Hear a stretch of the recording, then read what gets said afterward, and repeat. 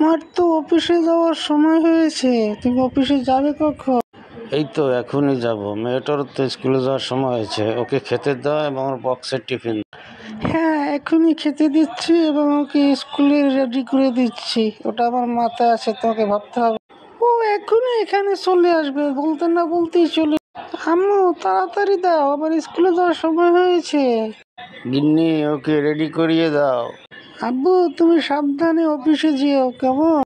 যাও, আমার রুম থেকে অফিসের ফাইলটা নিয়ে আসো, ওখানে জরুরি কিছু কাগজপত্র আছে, সাবধানে নিয়ে এসো, ঠিক আছে? মেয়ের সাথে তুমি স্কুলে যেও, আবার ভুল করো না কিন্তু। দাঁড়িয়ে আছো কেন? বললাম না তাড়াতাড়ি দাও, অফিসের দেরি হয়ে যাচ্ছে। ঠিক আছে, এখনই যাচ্ছি, তুমি দাঁড়াও, আমি নিয়ে এসছি এখনই। এই নাও তোমার ফাইল। খুব সাবধানে যে অফিসে, কারণ জরুরি কাগজপত্র আছে, ভুল করো না। আর সিগনেচার দেওয়ার আগে অন্তত 10 বার দেখে নিও পেপার, কারণ কাজের আগেই ভাবতে হয়, পরে না। মামুনি, অবশ্যই তোমার কথা মনে রাখবো।